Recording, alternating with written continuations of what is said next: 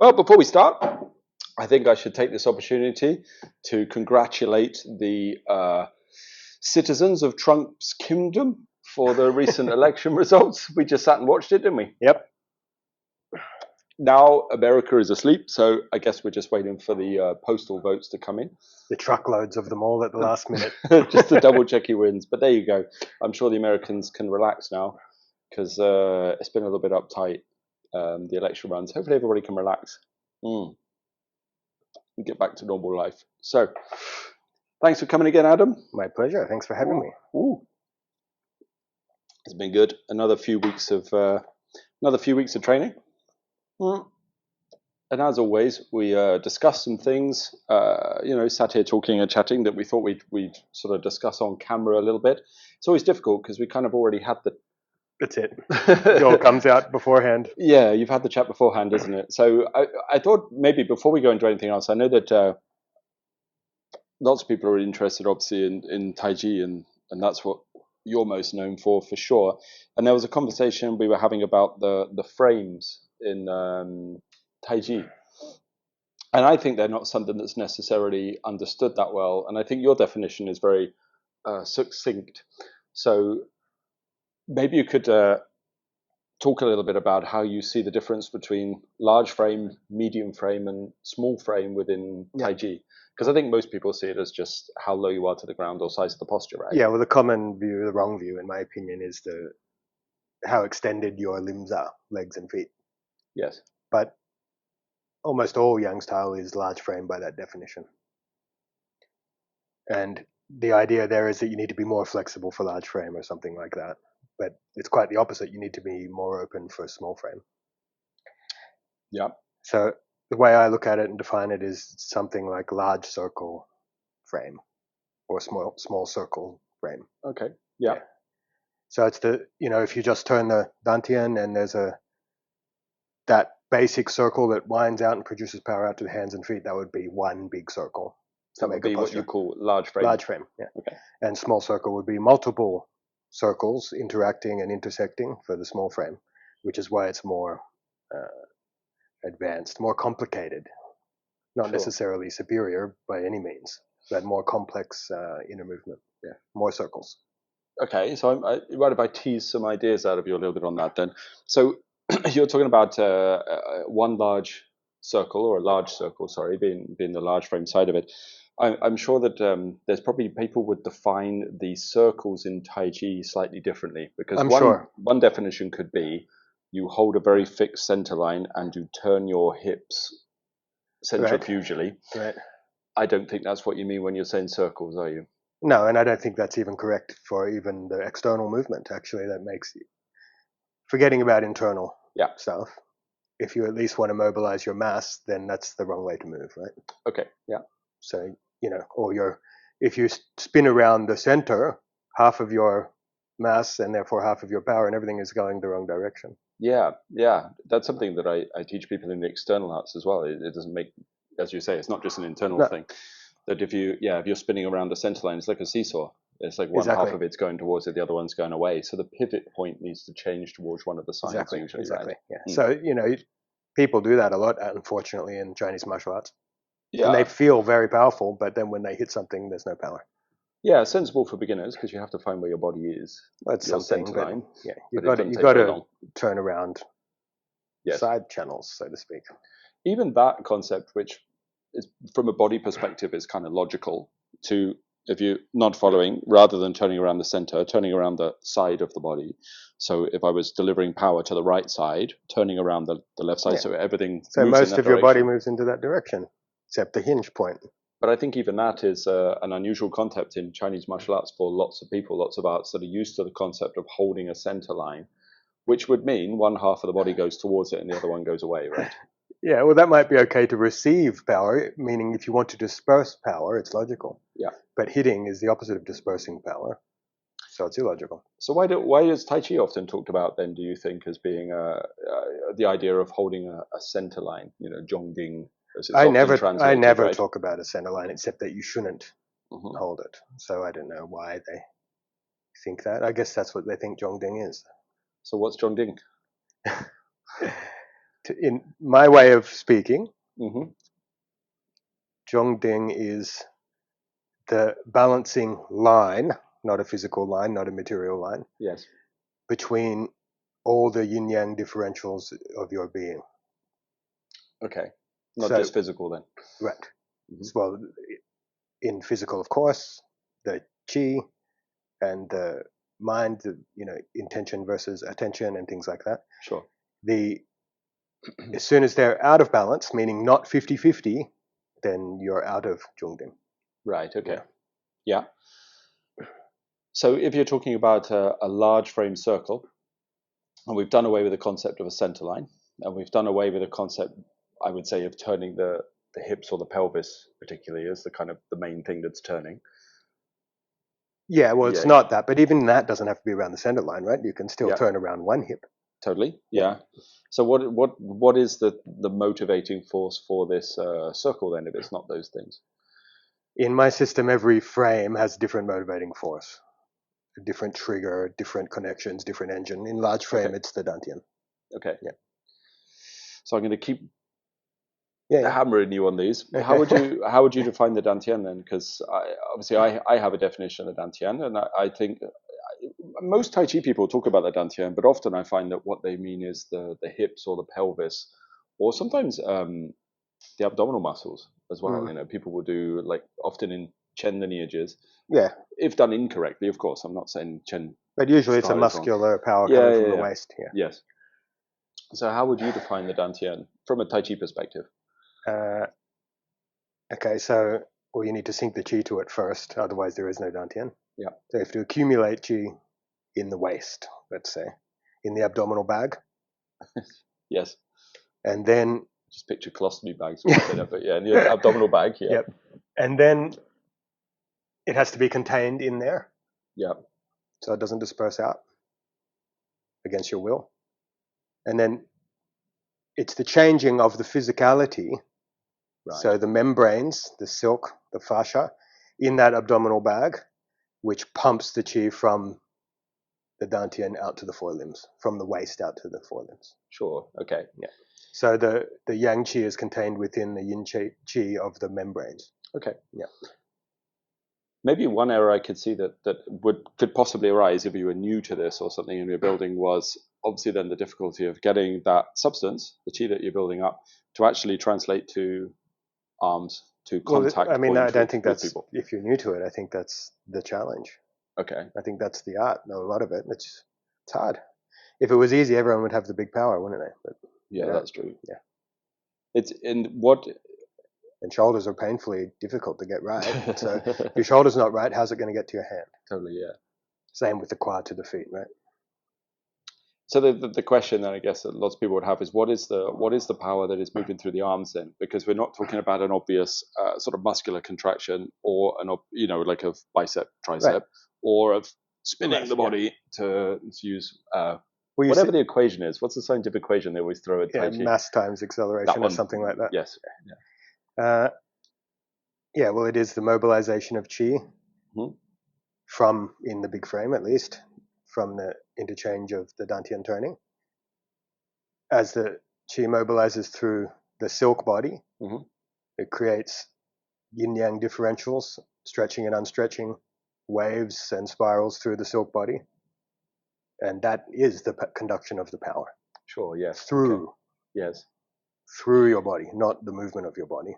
Yeah. So the silk is mobilized by the qi as it's driven by the Dantian in a way. Yeah, I mean, maybe the silk's not even mobilized in space, but, like this, the qi moves underneath the silk and it creates change in the fabric and the silk of the body. That's the way I look at it. Yeah, so even on that, then, large frame mechanics, using those kind of mechanics, maybe like, I would say, maybe you would disagree, but like one clean rotation for a standard movement or something like a very conventional turn. There's probably exceptions, isn't there, on some of them? Sure. But a single whip's probably got more than one, but generally.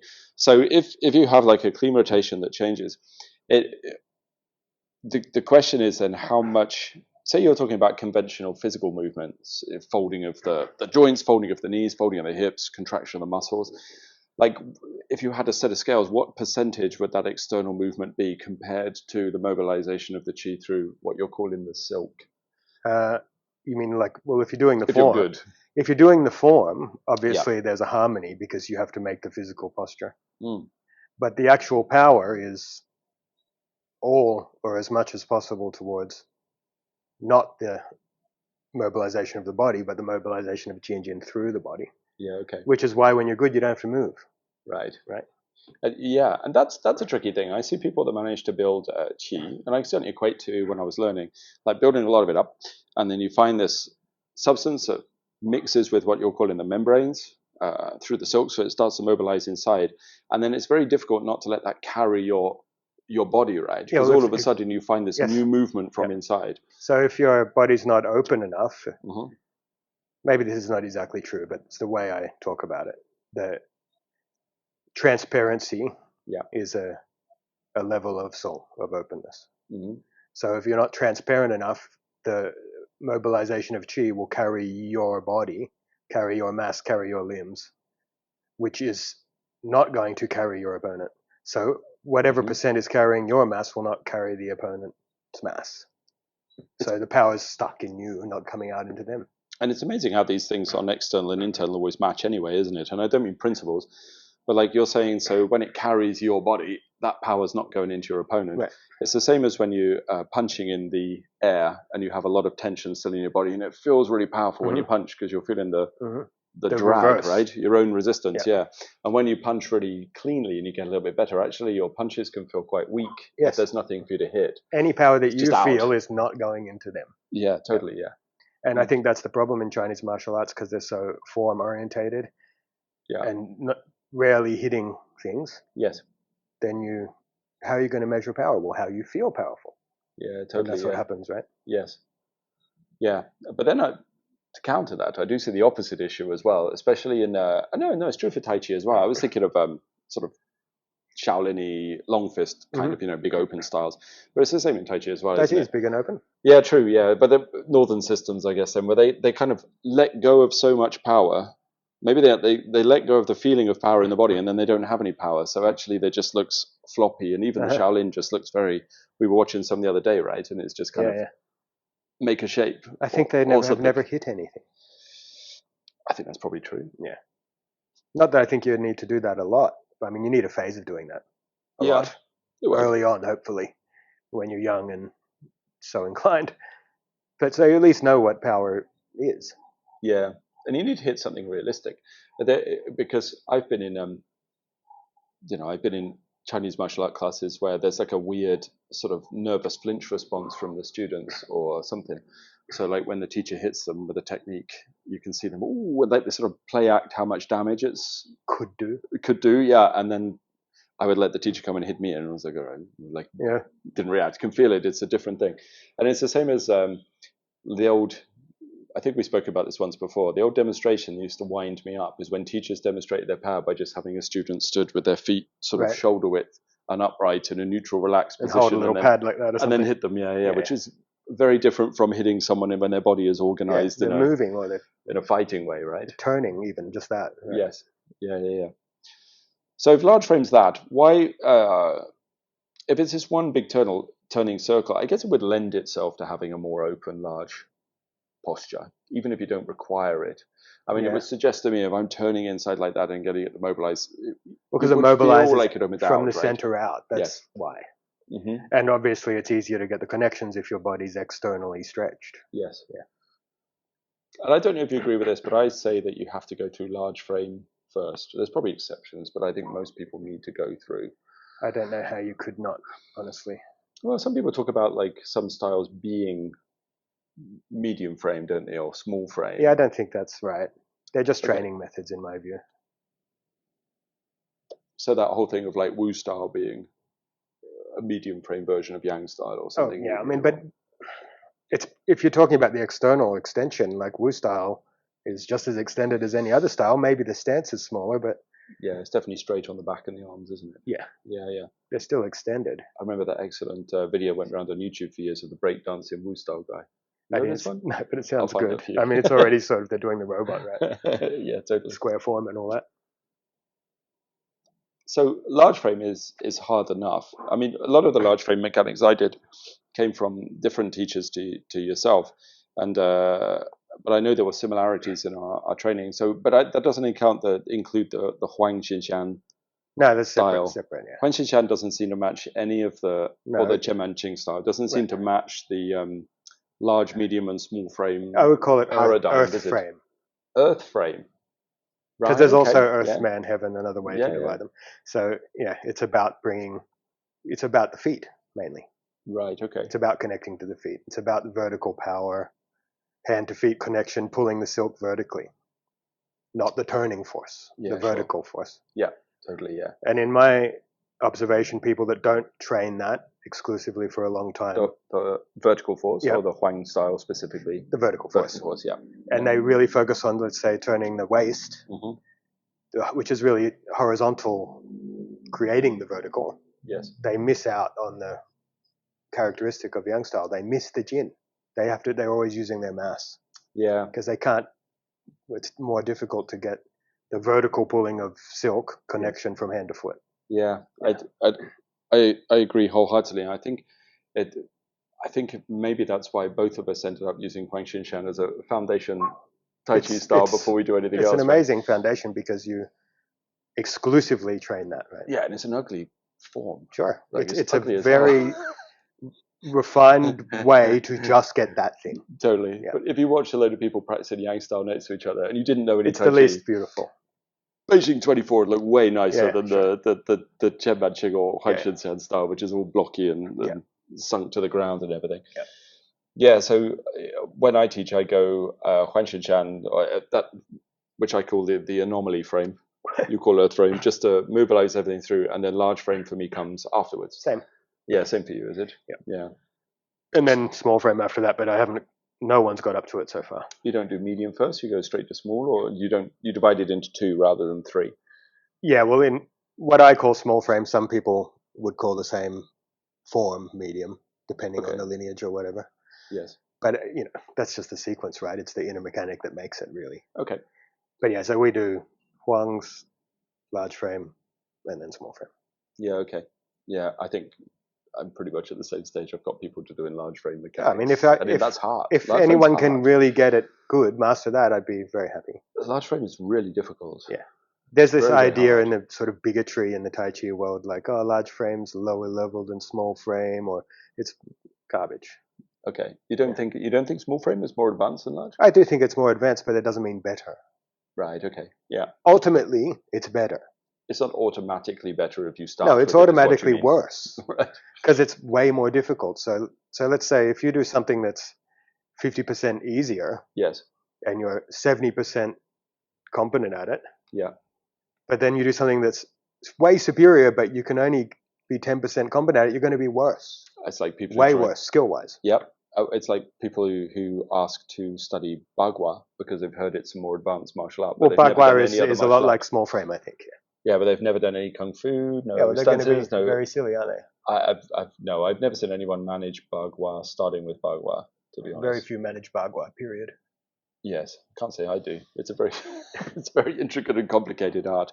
But yeah, I think what I define as Bagua matches what I call medium frame mechanics, but you say small frame because they sort of blend into each other. So how does large frame in Tai Chi turn into a smaller frame, shall we say? In my system, they don't turn into each other. Okay. Yeah, they're just separate. Separate forms, separate drills. Exercises, separate drills, separate standing, separate jibing gong, separate engine, separate neigongs. They are separate animals. Okay. But, for example, in the earth level, you build the pulling the silk. You don't throw it away just because you start using the screwing, the Losunjin. It adds on.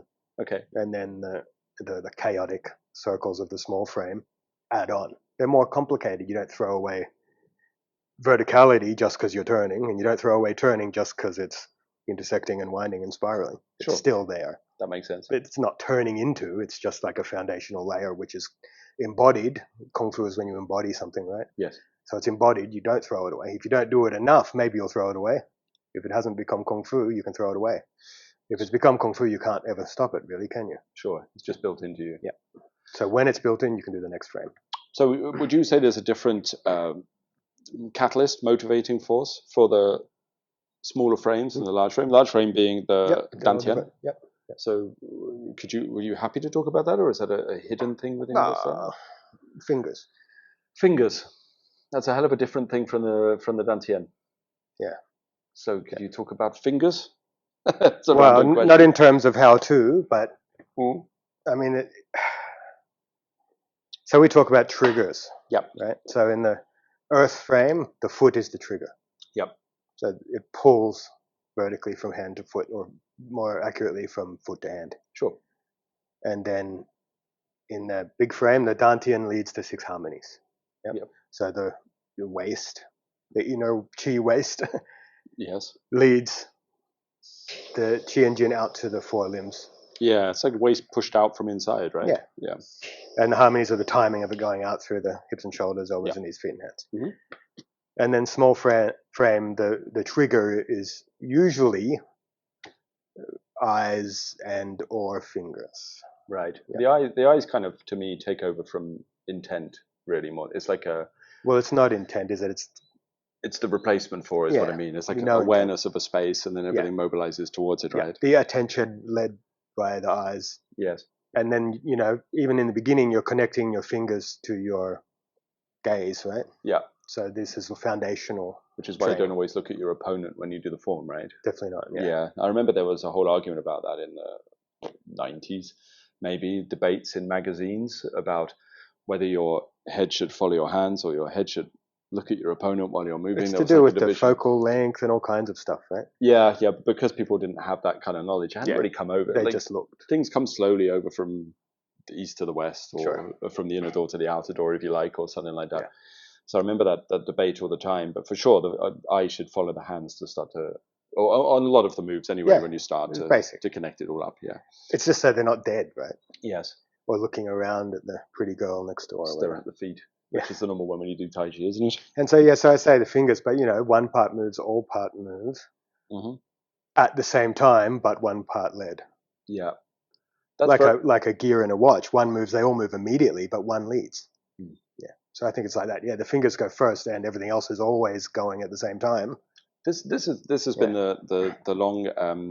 I think that I've had to try to explain to people, not that I really teach Bagua, but when trying to get people to understand Bagua, they ask about the differences, and I'm often talking about large frame when it comes to Tai Chi, because that's normally what most people are. I haven't taken anyone past it either. So.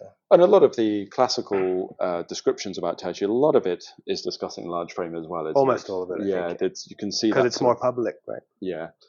But Bagua, so then that gives you the large frame is almost the center leads the hands, and I know that's not exact. It is though, yeah. But Bagua to me would then be the opposite, that the hands lead the center, and that's what confuses. Well, so is small frame in my view. Because it sounds just like a total beginner, isn't it? Like when a beginner stop using your hands. Where they say that, right? Yeah, using your hands. Yeah, because when people start Tai Chi, they stop and then they do. Yeah. Hands move separate from the body, right? Yeah. Well, you move the waist, like in the large frame or whatever. You're tying your body together. Yes. You go from the feet to tie it to your hands, and then you tie your waist. You're building connections. Yeah. Ever more complicated connections. And the more complicated the connection, the more material is silk is engaged. Yes. So there's more power. More tissue engaged, like more gears, so to speak, right? And even though they're at the same time, there's a feeling, isn't there? A sense of like the hands move and adjust, and then everything reorganizes by the hands when they're both simultaneously one leads and at the same time. Yeah. Which is a Zhongding. Yeah, and it was for me. That was like when I started to experience that, even touch upon it. That was the time that I became really fascinated in internal movement. Actually, when the hands lead, and then everything just like behind it. Yeah, it's very cool. I think it's a shame that it's not more openly taught. Yeah, I mean the thing is you have to go through the other stages to be able to do it properly, right? And it's not easy. Like how hard Bagua is. I mean, it's similar to small frame. That's how hard it is. Yes, and the question as well is like with all of that, the first thing that has to happen is we have to find some chi and you have to sink it, right? Well, you need the You need the materials to do the work with. Yes. And how do you get the materials? Well, you have to do standing. So what do you think is the key factor in finding the chi? Because this, to me, when I teach, is the thing that I guess is probably getting your foot in the door in the first place is actually finding chi. Yeah, some people find, some accessing the people chi don't. is what I normally say. Yeah. So what training method do you have for it? Well, it's done in standing practice. If you can't access it standing still, you're never going to access it moving. I agree. Yeah. And it's not easy to access at first. Yes. And if you can't access it, you can't build it. And it's amazing, like when you first start, how it vanishes as soon as you move. Like you get a connection, a feeling, you're like, yeah, because and then you start moving, it's gone. Well, I guess you could say the conditions, the mental and physical conditions that need to be in place in order to maintain access disperse when you move. Sure, yeah. Yeah. That's that line, isn't it, about the stillness in the movement, like the quality of the quality of the attention. Yes, still inside or whatever, yeah. on that correct space, so that when I start to move, but normally what happens, people move, then you get moving on the outside, moving on the inside, and then disturbed, right? Yeah. And I guess that would be another Zhongding broken. Yeah, very much. Differential between the two. Yeah. So I think the quality of intention, correct attention, sorry, not intention, correct E, is the key point to access the Chi. Yeah, which is then why Tai Chi became synonymous or linked to meditation and spiritual work as well, right? Because of a similar stability of the mind. Because attention is the key for both of them, right? Yes. Not intention, like everyone likes to say. Intention destroys it. So would you put this as the key defining factor in the difference between? As soon as I ask this, I already know people are going to say it's a modern convention of a difference between internal and external arts. They say that because they don't know what Chi is. I think it might be a modern word, but the differential is not modern. Yeah, it's real. It's timeless, right? I think maybe it was Sun Lutang who said it first. I'm not sure. No, it was said long before that. But he popularized it. Yeah. Okay. He popularized it for sure. I think as well, like if you think about it, it's only when lots of arts started to encounter each other, they needed to classify the difference between internal and external. If you were only studying in your school with your style of art, and that's what you learned, well, if everything's secret and it's only your family art, there is no comparison. Totally, yeah. And I don't believe in internal and external styles either. No. There's only internal and external training. So could you put then, to play devil's advocate, could you put internal mechanics into a clearly external art, as in the structure and frame from an external art, shall we say? No. Okay, well, so there's the difficulty. So, but then I was going to name an not external without totally art. Changing it. Well, I was going to name an external art, but I already know that would be controversial because everybody wants to say their art is internal. It doesn't matter whether it's Wing Chun let's say or any style where you close the shoulder nest. I like that. That's that there. You when cannot you do, that, do internally. By doing that, that's the equivalent of saying, I don't want to name this person's name, so we'll call him Madam Mizner. I'm just that kind of guy. So any style that we shan't name that has a closed straight line. Well, because it closes the shoulder gate, so the Chi cannot mobilize through. You've kinked the hose. So what? End. Okay. You can change it, and then it's no longer the style. No, it's pretty much Tai Chi. Yeah. I've seen people take external styles, external frames, shall we say, and then they found some internal mechanics, which they usually learn from Huang style, actually. Yeah, normally. And then when it goes into the body, you can see like it changes. It has to. And it just looks halfway towards Tai Chi. Yeah. Like it starts to look like that, right? Yep. Every time. Well, because Tai Chi is sort of the most internal. Yeah, completely. Meaning that the training of Tai Chi is 90% internal. I saw that happen in the Japanese arts. You're probably more familiar with the Chinese arts. Yeah, I don't know much about the Japanese. I saw it in the Japanese arts. Some of the karate practitioners were starting to explore internal mechanics, even right back in. I'm not very good with your black and white footage. I don't know, back then. 70s or whatever. 80s. I don't know, 70s, isn't it? Where they were playing with it, and they were starting. There was one school in Japan, really interesting one, that was trying to put internal mechanics in, and they produced It looked like Tai Chi. Mm-hmm. It was starting, like the whole of the structure of their karate changed and became Tai Chi. And then they claimed it was an old and original form of karate. That's kung fu politics in Japan. Which definitely wasn't the case. Like it was a new amalgamation style that they'd done because they'd encountered, I would assume, someone from China or Okinawa who was doing some internal. It's all silly because it's there's no such thing as an internal or external style. There's only internal and external methods. right? Trainings. And then even the idea of style is silly. It's how good is the person's kung fu, the individual. That's it. Who cares? Right?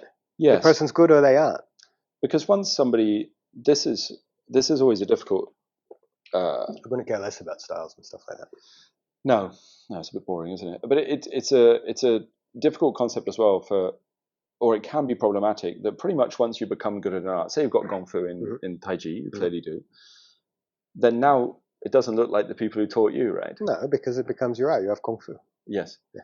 You don't have the same body, you don't have the same mind, And if you watch someone who's really good and you place them next to the person that taught them, it looks incredibly different. My view is it will look as close as possible for a long time. Yes. And then it won't. Okay. Because you're trying to get usually, unless you're like a super gifted person that can get it without your teacher having it. Yes. Okay. But most people, they can't get anywhere their teacher didn't. Right. Okay. Most people, right? Yes. So they have to try to get their teacher's Kung Fu. Mm-hmm. And, that's certainly in the Chinese traditions, that's the idea, right? You get trying to get your teacher's Kung Fu. Yeah, well, if you believe the stories, they would kill them and steal it from them, and all these. If you believe the kung fu movies, but yeah. But then once you get it, it's going to express however it expresses. Yes, and especially with something that's using internal rotations and stuff like that, because they can't possibly match. Not unless the rotations. Not unless you're a twin or something like that. Clone. Yes. Yeah. And those internal rotations, like we were talking about earlier, it's hard. You can't really define where they are, right? Maybe you can define the clean one on large frame. You can you can feel. As you advance through the frames, the less definable they become. Because they're way more complicated. So large frame, let's call it one circle that then spirals out to the hands and feet. Yeah, I can define it exactly where it is. Yes. Small frame, I cannot define where it is. Sure. It's infinite. There's infinite things happening. Yeah. It's endless. And let's say you're 5 years into it, you've got X amount of intersecting spirals and forces. So say there's 100 things happening. Yes. In 10 years, there's 300 things happening. Sure. It gets more and more and more and more. So where's the line? I mean, yeah, totally. It's undefinable the better you get. When does it come medium to small? Yeah, I mean, it just becomes, they're just training methods. Yeah, sure. That's it. Mm-hmm. Just like you don't do the style trains you. You do your Kung Fu. You don't do large frame. If you do all the frames, like I don't do large frame or small frame. I just do my Kung Fu. Yeah. They've all influenced and changed my mind and body. Yes. And that's just, it is what it is.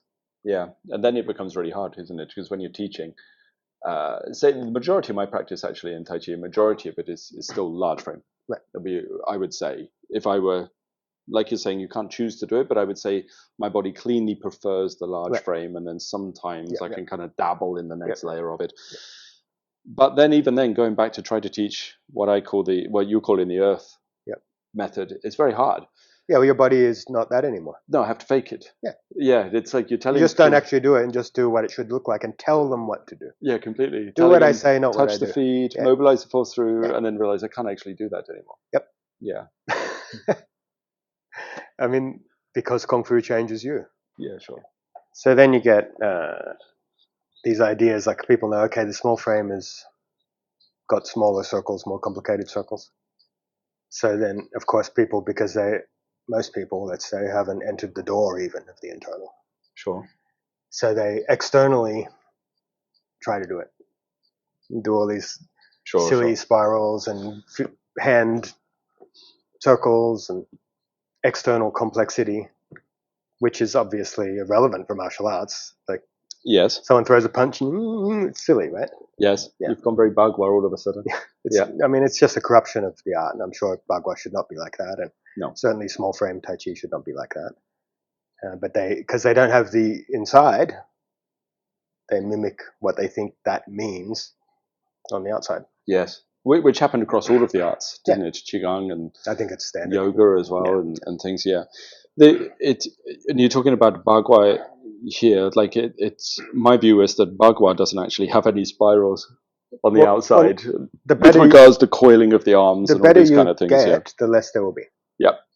And I was taught Bagua with very originally I was taught by a few people, and I was taught very coily, kind of rotation like this, and then gradually as my body started to fill, actually it started to go a lot more through the bone. If you have no chi, you can do that. Yes. Yeah. As soon as you express the chi out to fill the body and the body is organized properly, those twists become very difficult. Even the curling of the body towards the center line is hard, right? Yeah. I've been saying this for decades, but imagine if you had a deflated basketball, you can twist it and coil it, right? Yep. Blow it up and try and twist it. Yeah, totally, yeah. So when you're full of chi, you can't do those shapes.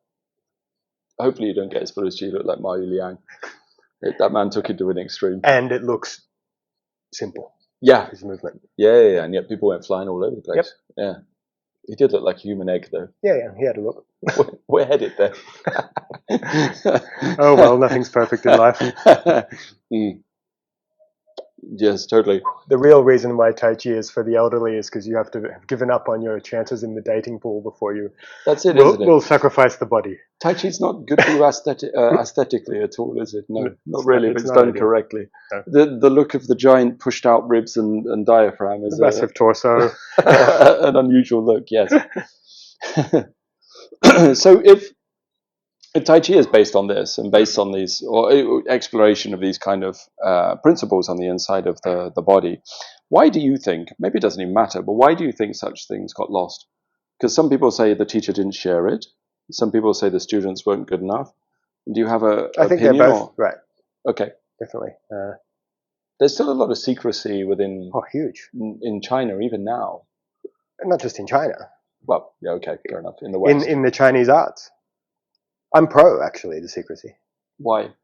Because I think openness is where if something is completely open, it's simultaneously completely lost. Right, sure. Like yoga. Yeah. Perfect example. Mm-hmm. So, I mean, the modern world has kind of manifested this problem even without it being completely open. Every street corner has a teacher. Everyone says they're doing this or that, but they're not really. In which art? Any art? Anything. Yes, sure. It's sort of a manifestation of the modern life. Mm-hmm. So therefore, let's say a sincere student wants to let's say, okay, I want to find small frame. Yep. Which would be a stupid way to think. You should be finding the best teacher you can, irrelevant of what style, but let's say. Yeah. Now there's 300 people teaching it. Right? Now if it was really secret, there'd only be one person teaching it. Sure. So you have way more chance of finding it. Yes, I guess so, yeah. Yeah. It's not a needle in a haystack, it's just a needle. All on its own. Right? Yeah. The secrecy makes the needle all on its own. The openness makes it lost in the haystack. So that the secrecy then should remain at least within the school and given to students when they are ready to receive it, you mean, rather than just out there. Totally. And not to mention you just can't do it. Yeah, okay. Yeah. I mean, there's certainly a piece of the population that can't even access the chi. Sadly, that is true. Yeah, well, because the mental quality is specific, right? And many people don't have the mental quality. I'm not saying they can't develop it one day. Yeah. But in their current state, they certainly can't. Yeah, that's the question. That's the question I haven't yet answered for myself. Most people, I find, can access the chi in an art like qigong. Maybe access, but maybe not build. Yes. Yeah. Well, most people can access it. Some people, or a lot of people, can build it. Mm-hmm. Some people can refine it. If we're looking at alchemical terminology. So the question I have is I think that it also exists in Tai Chi. The same. Oh, sure. Yeah. But so what? So the question I have is the ones that can't access it in the first place. Like what? No stillness. What should they do? Like, are they able to change that? Is it a foregone conclusion? Because I actually think there's some health conditions that make it very difficult for you to access the chi as well. I'm sure there are. So it's not just the mind. I'm sure there are. For example, I'm learning increasingly that and apologies to the students I have that condition. Diabetes, yeah. Right. And I can assist them because they can have supplementary herbs actually. But very difficult for them to build it for sure. Yes. Yeah. Well, health matters. Completely, yeah. and I guess diabetes, because of not a scientist on that level or biologist, but as far as I can understand what it does to the cells and the sort of your body's not producing energy properly. Yes. And the chi of practice is the combination of the energy produced in the body and its marriage with the yi. Yes. But in some ways, easier to help somebody like that because there can be supplementary herbs that can assist. Well, we'll help that part of it. Completely, but they will be in a better position than someone that actually struggles with no mental stillness. That's very difficult at all, because you can't do that with herbs. Well, probably somebody can. I can't do that with herbs. Prozac? Yeah, fair enough, yeah. I think it takes just time. Yeah. It doesn't mean they will succeed over time, but it's obviously going to take time. Yeah, and I've seen people that manage to do quite well and get the qi going, and then something happens in their life and hit that anxiety and or stress or whatever, for whatever reason, and the connection to it really fades. Well, if you have anxiety, you can't access the qi. Yes. What can you access instead? I have a theory on this. What would you say? Say you have a very anxious student doing internal work. Well, they'd be accessing like the fight-flight chemistry of the body. Yeah, and I think they access a lot of somatic sensations as well that aren't accurate. So I usually find the people that are very high in anxiety, the ones who come in like this, that are very up. Oh, people all up in their head. Yeah, the very panicky, the ones that, like the window blower, door shut. And like wrong sensitivity. Yeah, so what they will do is neurosis is what they feel tons of stuff inside their body. Because they're neurotic. Yes. Yeah. And then the problem is they'll often define those as either chi deviations or sometimes they'll think it's like a spiritual attack or there's a possession. That's a common one as well. Yeah. Or they'll just feel tons of stuff that they think is positive. For example, spirals going around inside the head or something is shooting around inside my body, but really nothing is actually moving on the inside of the body. Yeah. So there's they've created, going back to your analogy, a kind of haystack. Yeah, totally. For themselves. Well, right? Even if they could access it now, it's lost in the mirage of delusions. The cheese in there somewhere. Yeah. Yeah. So there's a whole calming down process that has to take place, and a whole desensitization in a process in that way. Yes. Yeah. So what's your view on the importance of sensitivity in your... No, I'm not. I don't have one. I think... you don't have a view? You don't have sensitivity? Well, I don't have sensitivity. I think you have to be aware, not sensitive. Okay, that's quite nice. What's the difference between those two? Well, sensitivity is like it moves you. It creates an effect in you. Yeah. Okay. It holds weight. Your experience means something. Okay. Awareness is, you see it happening and you have equanimity and indifference to what is happening. Yeah, for sure. The level of normalization and integration is a lot higher than with awareness, right? Well, awareness is higher, yeah. Yeah. Yeah. With sensitivity, you spiral off into psychosis. That's very true. Yeah. I've said that several times, as you know. Yeah. Yeah. It's common. Yes. I never use the word as a positive, sensitivity, never. No, we even have T-shirts from a phrase in the school, sensitivity is overrated. Now the students started to wear it, which must confuse people when they're walking around Ubered. Well, the most sensitive person is the one that the teacher hasn't even done something yet and they're already like reacting in some crazy way. It's just delusional. I had I just taught a workshop a few months ago now in Houston, and there were some people there that came from a Qigong school that was very much based on sensitivity, and they kind of placed importance on it and developing it and honing in on every single movement and reaction and thing that happened inside the body. And it was funny because we did a really basic standing exercise. For them, everything was happening. Yeah, it was mad. Like, I thought what you might feel is your diaphragm moving. Yeah. An expansion of the ribs, maybe, or something like that. But no, man, they were on a whole journey. They may as well have been doing ayahuasca in the corner. Yeah, right. And yet, actually, they had nothing going on, no internal skill, nothing was taking place, no chi, no internal mobilization. Well, they can't because they're always burning it up by all their reactionary processes. And impossible to teach this person. So in the end, I was like, sorry, there's nothing we can do. We can't help you. You're lost down a path that is not really what we're aiming for. Yeah.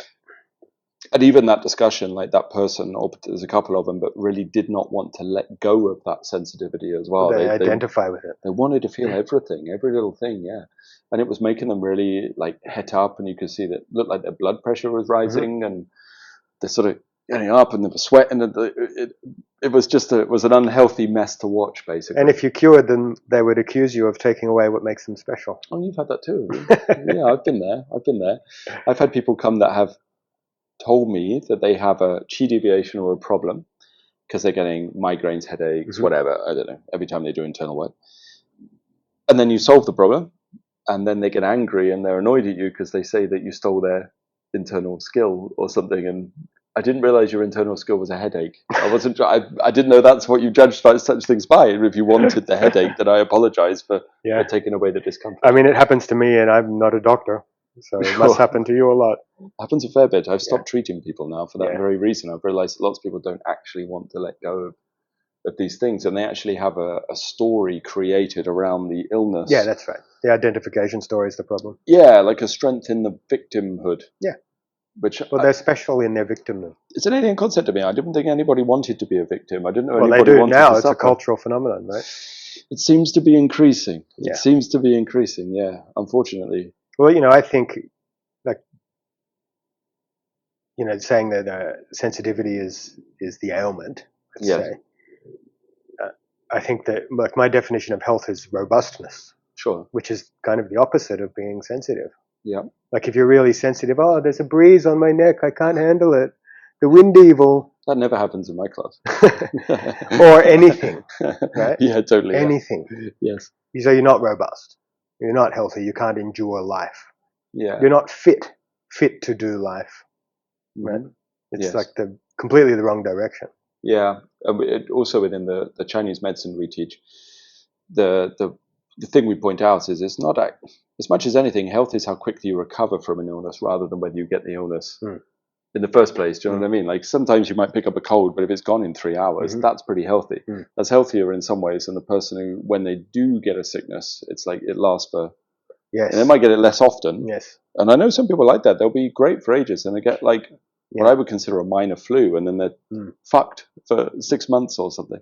I mean, I don't know about these things, but some people have told me that know about health more than I do, that if you never get the seasonal flu or anything like that, it's not a good sign. Yeah. I would agree so, because every time you get sick, there's also an upgrade of your system as well. Yeah. You don't want to be sick all the time, but you need... Well, one of the reasons why everybody is sick now, separate to injecting poisons into their body, is staying inside for years and never getting sick, becoming less robust. Now they catch everything, right? Yeah. Yeah, we see that when we came back after COVID, after 3 years break. Well, everyone's sick all the time. Yeah, all over the world. Constantly ill all the time. Yeah. And as soon as someone had a sniffle in the class, it would be like wildfire, all the way across the class, rather than...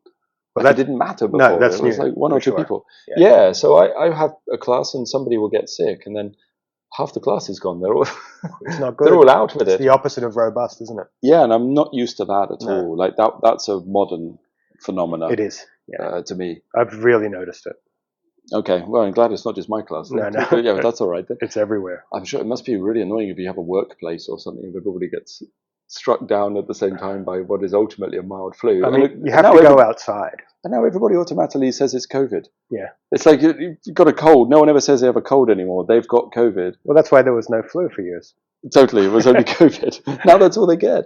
Well, that's what and then when they get it, of course, what it means is every time somebody gets a cold, which is fairly minor, they're worried they might suddenly get long COVID and end up hospitalized or something. The level of anxiety suddenly shoots up when you start coughing or sneezing. And, the opposite of robust, the opposite of healthy. Yes. The opposite of functional. Right? The zeitgeist of the mindset has changed a little bit. Yeah. Hide away. The hiding away is bad. You've got to go outside. That's why people get sick in winter. Yeah. Because they hide away in a little room.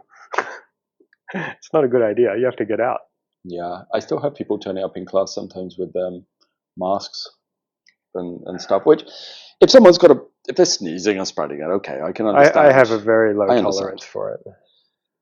If they're really sick and they're just being polite, okay. But if you're scared of getting everything from somebody else, go train somewhere else. Yeah, totally. Yeah, and if you're that sick, you're spreading it. Stay at home anyway.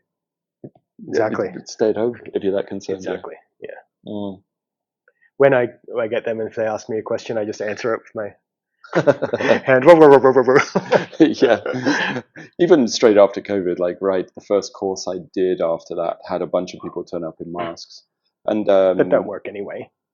No, they're pointless. No, they might only work if you're coughing sputum. Yeah, you might stop you from spitting on someone, basically. Yes. Yeah. In which case, I know some people who should wear them all the time. Well, that's what they're for. Yes.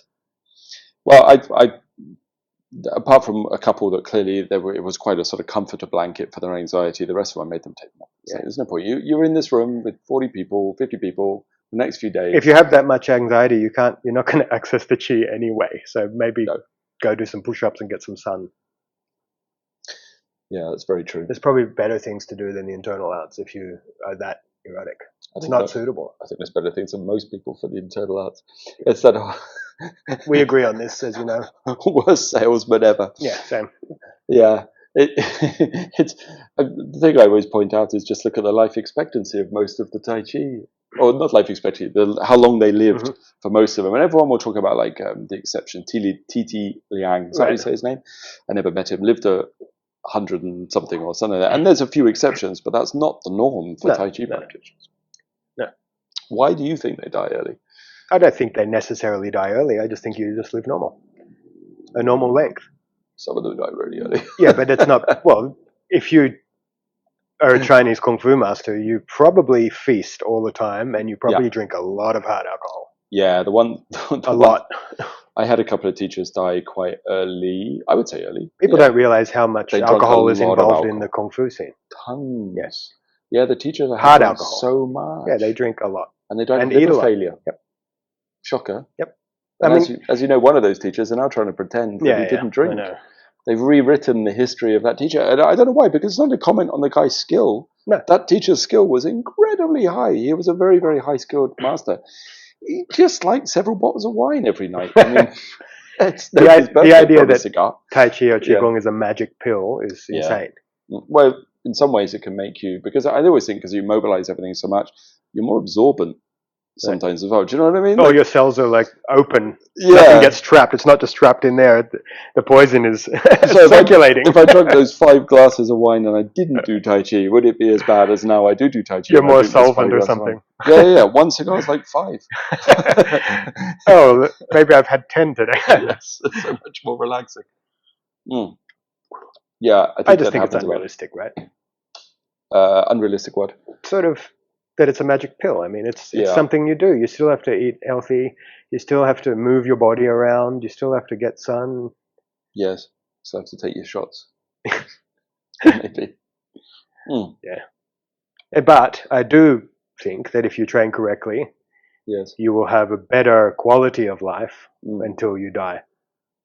Yeah. Certainly the people that I've met that train properly, that are in their 80s and stuff, whether Chinese or Western. Yeah. They're pretty agile and mobile in their 80s, and I think that's pretty good. Most people aren't. Yeah. Will they live longer? No, but they can still have fun and push some young guys around when they're 80. That's pretty good. Yeah, and to be able to be mobile on the inside of the body. When you see people that are getting older and you watch them walk and they sort of feel part sorry of it's for those the guys, dead torso, isn't it? The spine doesn't move and stuff like that. Yes, and they kind of shuffle when they walk down the street. And you don't see that really from people who train, isn't it? While we're on sort of health issues with Tai Chi, I do think that, and I know we've talked about this before, that it can damage from a Chinese medicine perspective your spleen a little bit from the oversinking. For sure. Right? Yeah. And the over-relaxing. Yes. Yeah. And I think it's the... For sure. If the bones up, flesh down kind of division, another Zhongding, the separation between the frame and the flesh. Which you have to do, but it's not very good for the spleen. And even worse if you sink bones and flesh. Well, then you're doing it wrong. Yeah, and that's what I think is an error. So when you see people always sinking, bones and flesh going down together, there's no differential. Yeah. I think that's what causes the spleen to become damaged because of all the descending, which... No rising. Yeah, if you're not familiar with Chinese medicine, if you're constantly descending entirely, it actually weakens the digestive system. You get prolapse, abdominal bloating very easily, loose bowels constantly, that kind of thing, right? And I think they used to call it chi belly in the past. Which is not. It's a damaged spleen belly. Basically, yeah. I mean, your abdomen, I think actually your abdomen should open out a little bit. Your whole torso gets bigger. There's a degree to it, isn't it? And you definitely don't have a six-pack. No, but that's not the same as looking like Homer Simpson or something. No. I mean, the whole purpose of sinking the chi is so it rises. Homer Simpson's yellow, that's a spleen beetle. Yeah. Sorry, go for it. The whole purpose of sinking the chi is so it can rise. Rise to where? Well, it has to mobilize up and out. Okay. Right? Like it's not just dead and down. Or even, let's say, pulling the silk, it goes from the feet to the hands. How about this then, as an error? I think that a lot of people in Tai Chi, it's known, isn't it, and studies damage their knees. And I think there's lots of American studies, isn't it? I remember there was a whole phase, early 2000s, don't do Taiji, it'll wreck your knees. It fixed my knees. Yeah, mine are great. Mine were destroyed from external Mine was so bad when I was young. Oh, you were skateboarding as well. They were so bad. You're not supposed to have good knees if you skateboard. When I was a teenager. It's supposed to be trashed. Yeah. Itchy nose. When I was a teenager, if I had to sit in a car for a couple hours, I could barely tolerate it. Right. Okay. The pain in my knees. I could barely tolerate it, and I was pretty tough. In the patella tendon or something? I don't know. Right. Just shocking pain in my knees. Enough to bring me to tears. Unbearable. But I can sit, as you know, I can sit still all day. Yeah. Yeah, way more still than I am. So, I can only say the Tai Chi has helped my knees. What do you think is the difference? I have a theory, but what do you think is the difference? Why did it help your knees? I think they just do it wrong. Yeah. I'm not sure how they do it wrong. Okay. Obviously, skeletal alignment's part of it. Moving externally. Right. Moving. Yeah. Wrong. I have a working theory that might be totally based in nothing. But just from watching people, I think that if you're going to stand and then you relax all of your muscles as much as you can, like letting go of the outside, then you lose all the stabilization around the joint, right? So then when you start moving with relaxation, your muscles are not holding up the joint. Yeah, you grind the knees. So, but if you have chi, then of course all of the what you call the membranes starts to like this, right? So you actually get very, very tight as all of those tissues grip on. So now you can switch off the muscles on the outside because the silk is stabilizing your joints. Like how Tai Chi makes you less flexible. Totally, because it all tightens and shortens. Yeah. I was way more bendy before I did Tai Chi. Well, it tightens and lengthens, I think. Yeah, okay, yeah. So, but the tensile strength goes up, right? Thickens. Massively, yeah. You'd feel way tighter. Well, I think that's why they're wrecking their knees, because they don't reach that stage. But they haven't found chi, and if you haven't found chi, you can't actually mobilize the silk or the membranes or any of this elastic tissue, can you? Not really. I think there is a way to do it externally. Oh, okay. Yeah. It's definitely not the same degree, but it's more like a tensegrity kind of thing if it's done externally. Yeah. Maybe Jingyi has a little bit of that, because Jingyi's like half internal, half external. There's definitely more of a tensegrity power to it. Well, let's say you open your body and then you learn how to move from your core, and you could wind through the fascial network, like the anatomy trains kind of stuff. Yeah. You'd create a kind of tensegrity through the silk body. Sure. But it's not mobilizing the chi through the silk body. It's just connecting up the silk body to make you have ballast and body connection and full body power. Yeah. Which would be powerful. And this was a discussion I was having with someone recently, I was trying to say that I still didn't define the strict definition of internal to be like what you're discussing here, tensegrity, anatomy trains, that's not internal. To pull. No, I still call that external. Yeah, it's very sophisticated. Yes. External. But that's probably the most powerful way to move externally, but it's not internal. But they were saying that was internal. But it's not involving chi, so by definition it's not internal. Completely. Yeah. So the question was from them, very nice people I was chatting with, and we were sort of talking about it, was could somebody who does, say, what's that really hard exercise you do with the rings, and it's in the like the gymnastic-y that kind of stuff, which looks really fucking hard work on the it's a huge amount of hard work on the musculature. That's why they're so jacked. Huge. They're amazing. And very refined and sophisticated movements that they do. Well, ballet dancer has a very refined muscular control. Amazing. Still looks ridiculous, but yes, they're so good, but it's got nothing to do with internal. There's nothing worse. Do you know, I've seen 2 ballets in my life. I have been. You're a cultured man. I got dragged along for the ballet. It was the worst. The only thing worse than the 2 ballets I ever watched, if you ever say it with an S on the end, ballet. The two ballet performances that I went to. The only thing was the Peking fucking opera. You ever seen that when you've been in China? I can do an opera, but not a Chinese opera. It's long. It's like 5 hours. It's long and it hurts. They screech. The screeching. Well, I went to see these ballet dancers anyway, and very refined movement, and they got muscles that I don't have like existing within their body. They move, but it's still external, right? Right. Well, I mean, you could teach them the small frame with all its complicated movement, and they'd be exceptional at it within a month. The movement. But it has nothing to do with internal. It would look the same on the outside to the non-initiate. It's funny, I was asked to teach Neigong to a dance school, ballet practitioners, and I had to stop after a few weeks because it ruined their ballet.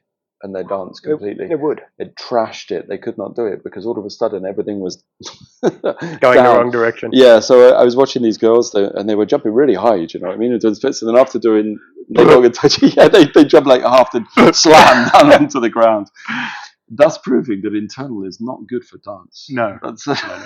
And then if they got better and things started moving on their own, their dance would be terrible. It'd be funny though. Maybe belly dancers. Yeah. The belly dancers are meant to have an attractive shape. I don't know if attractive by 1800 standards, though. Remember, things have changed. They have. The belly dancers were. Right. Oh, it's coming back though. Actually, it's coming back, that build, isn't it? Yeah, I mean, there's all kinds of tastes out there. Yeah, let's not explore that one. So, changing the topic off of Tai Chi and Qigong, why don't Buddhists have a soul? Any of them? Why are they soulless? Every time I get a Buddhist come along to my school, they're just soulless, and even the term soul seems to be offensive. To them. Yeah. So why don't you have a soul? Because you're a Buddhist. I was just born this way. Go for it. Fill me in, because I'm confused. Because, all right, to preface this. Well, I'm a Buddhist, so they say, that talks about soul. Okay. So I have Christians. Mm-hmm. I have atheists who actually adopt the idea of a soul. Well, they don't mind when you talk about it, at least. Okay, well, good for them. Yeah. Taoists and Hindus and New Agers. And then there's the Buddhists with no soul. Yeah, but it's almost like it stings them when you talk about it. And I don't even talk about it a lot. That's really unfortunate. I just use the term almost in a way to talk about the deeper part of yourself that we're all kind of looking for within these arts. Well, that's good enough, right? I think so. Okay. So why don't you have a soul? It's a big one. Okay, yeah, right. Go for it. The death cult. Okay, so frame of reference, the way you view things, where you view things from, is the most fundamental pillar of what forms your view. Yeah. Okay. If your frame of reference is wrong, your view is wrong. Yep. Now, modern Buddhism, a lot of it seems to have been perpetuated out from bitter ex-Christians or atheists that traveled to the Far East and discovered this new religion, which was not like Christianity. So this is a historical thing you're saying as well, generations, not just ever since like the Pali Text Society and stuff like that. When's that? We're talking sort of roughly years ago or something. I don't know. Okay. I don't know. The original translators, whenever that was. Okay. Yeah. So immediately they were coming from the wrong frame of reference. Yep. Like the person, you've met hundreds of them. I want to do Eastern spirituality because bad Christianity. I've met a lot of those. So let's say it's something rooted in that or in atheism. Okay. In some form of God hate. Yes. Yeah. Richard Dawkins style. So the frame of reference is part of it. Yeah. And because they were the original translators and they translated the original Buddhist texts incorrectly, and it's just perpetuated out since then. So the idea of anatta or anatman, I guess it is in Sanskrit. Translated usually as none self and none soul. Not self, they usually translate it as, but really atta or atman is soul. Right? Now the true frame of reference, because the Buddha came up in a Vedic environment, takes the soul for granted. Okay, yeah. It's based on the soul. Yes. So then the Buddha is a wisdom being. Because he was quite clever. And so the path is one of wisdom. It's a liberation through wisdom system. So the Buddha, his primary teaching was about the soul. Okay. Yep. So whenever you look at Buddhism, the most repeated idea is anatta or anatman, not the soul. Yep. Which they usually translate as not self, but it doesn't mean that. It means not the soul. And so anatta is an adjective. It's describing whatever's before it as not being the soul. Okay. Yep. So the classic, which is a very standard Eastern way of discussing a concept, isn't it? Discussing it in the negative. Also, the Greeks, not right, this, okay. not that. Okay. The Buddha taught not this, not that. Mm-hmm. The body is not the soul, right? Yep. Sensations are not the soul. What is it? Mental formations is not the soul. Perceptions are not the soul. Sense consciousness is not the soul. Yep. So if this being of wisdom is going to great trouble to list all these things hundreds and hundreds of times in the original text, describing everything that is not the soul, obviously there is the soul. Otherwise he would have just said there is no soul. Right, okay. But never once, not even one single time does it say that. It's always used as an adjective. This is not the soul, this is not the soul, this is not the soul. Right, okay. In other words, the mind-body complex, also known as the five khandhas, is not the soul. Okay. Yeah. So that's the corruption of that teaching, I think, is the primary reason. Right, okay. That's interesting. So you're even saying it's the wrong word to say culturally, but you know what I mean? Well, it's in the Buddhist culture. Totally. The culture then of the time would be that the soul was just a given to people. Yes, because it was the Vedic. Right. In fact, the Buddha was a master of the Vedas. So the argument, and I'm not agreeing at all on this, but the argument that I know that many Buddhists would say was that Buddha was rebelling against the Vedas by saying the Veda was wrong, which is why they said there was no soul. You know what I mean? Like, yes. Which is not my argument. No, he was a reformer, not a rebel. Okay. So then, so the method is: are there examples, for example? Because I know a lot of the Buddhist stuff, like the other traditions, are about conversations between him and a disciple or him and a follower.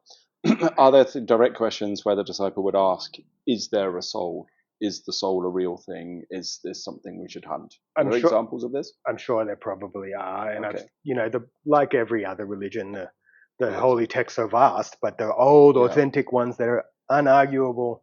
This is the words of the Buddha. Yeah, it's much more on my argument. Yes, but most people, they quote the commentaries and the later texts. Yeah, sure. Which is not the teachings of the Buddha. Same happens in the Taoist things. Right. So therefore, if it's not the teachings of the Buddha, by definition, it's not Buddhism, right? Sure. Yeah. But anyway, so in the Vedas, in a lot of the Indian traditions, the Jitta and Atman are the same thing. Right. Okay. Yeah. So, and the same in Buddhism. The Jitta is the soul. So the Jitta, which is, you could call consciousness, let's say, not mind. People usually translate it as mind, but it's not mind, because the mind is the khandhas. Sure. And the Jitta is not one of the khandhas.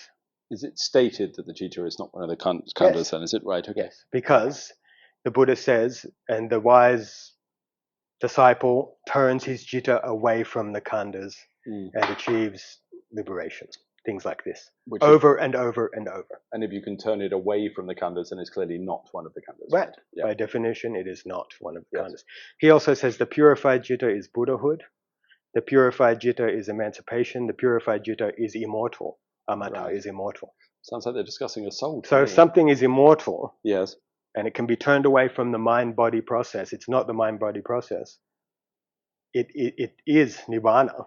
Sure. That's the soul. Sounds like it to me. He also actually just says, the final teaching of the Buddha, right? The Mahaparinibbana Sutta, whatever it is. I don't know. I'm not a scholar. Usually it's translated as something like, Ananda, make yourself a refuge. Right. Okay. Right? Yes. It doesn't say that. It says, Ananda, something like make Atman. Make Atman your light. Make Atman your refuge. Go to no other refuge. Right, okay. So the final teaching of the Buddha is your sole refuge. Your only refuge is your soul, Atman. Right. What could be more direct than that? Sounds very direct to me. What can be more direct than the purified soul is Buddhahood? So if it comes from like a revulsion or whatever to the to the Christian concepts or something like this. I mean, I'm making that up, and that's just me thinking about it. There's no historical. It I seems like that to me. I think you're right. I've seen it.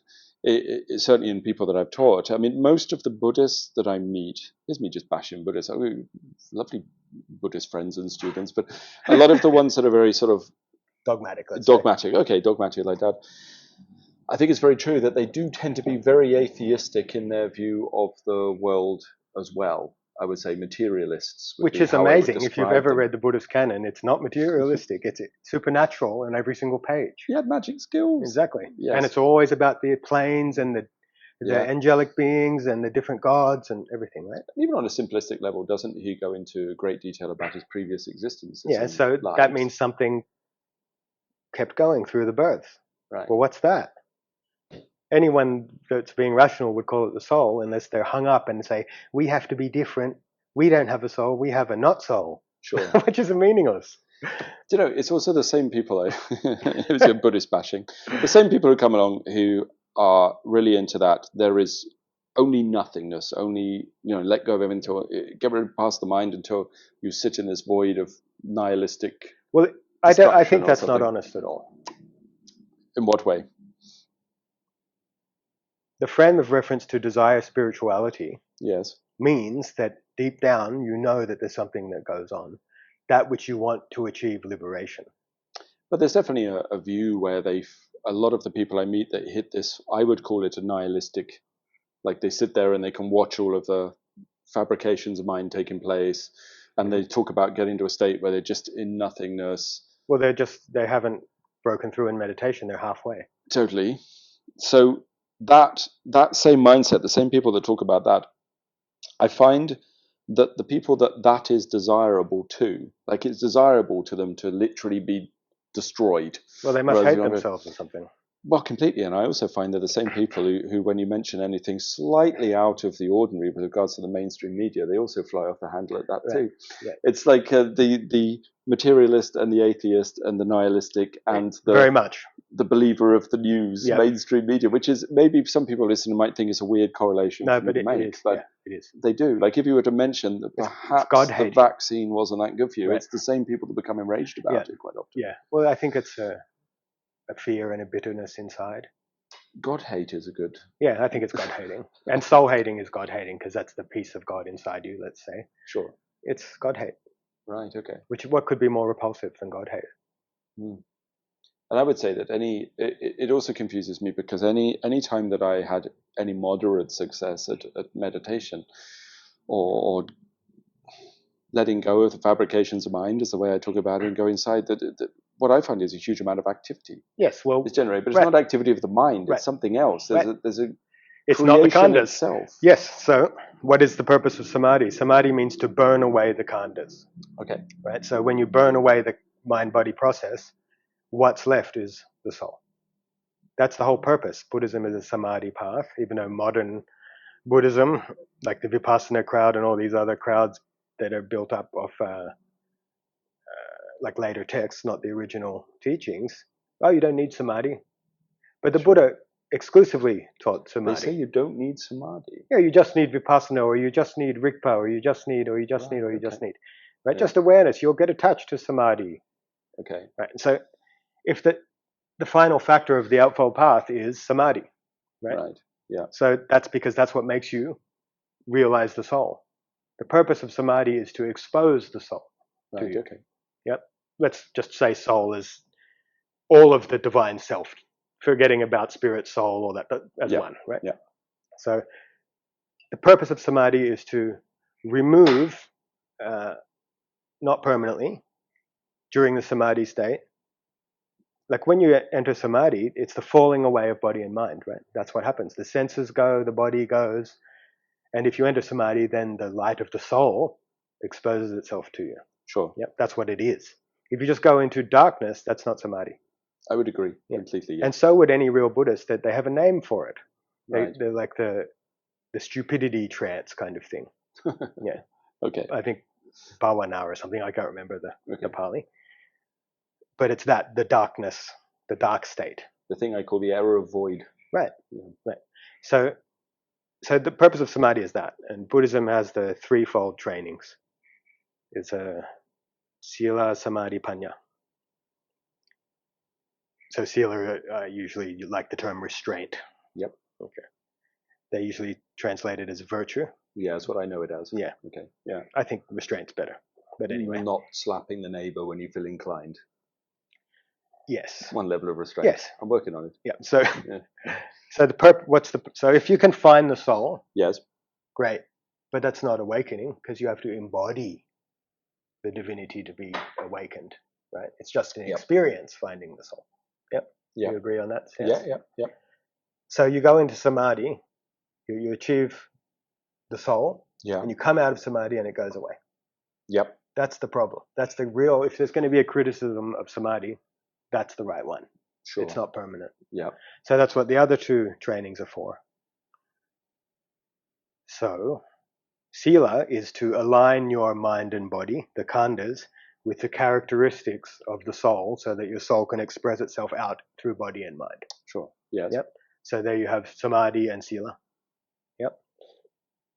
Because if the goal is to embody the divine, then it has to be while you're moving around and talking and doing stuff, not just while you're in samadhi. Yes. Yep. And then panya, which means something like liberating insight. Okay. Not just insight. It's not wisdom, it's liberating insight. Sure. So it means the insight that liberates the delusion of the khandhas. Yep. Mm-hmm.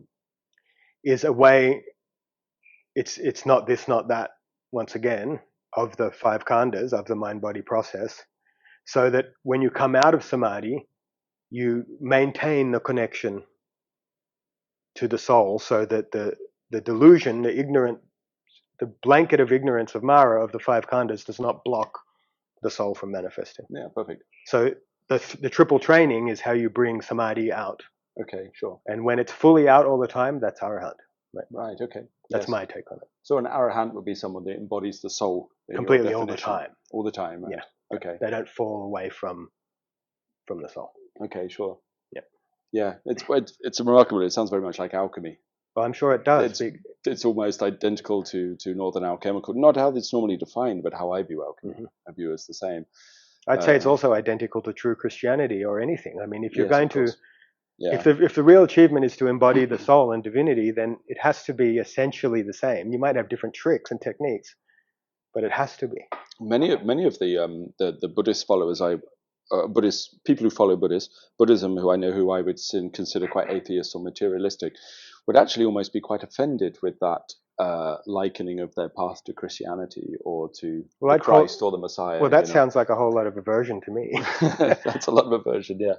And one thing you haven't mentioned in any of that when you're talking about Buddhism, which is something I've noticed before when I'm discussing Buddhism with you, one thing you rarely talk about that is almost universal, what many Buddhists are focused on, I think, in modern times, is dukkha.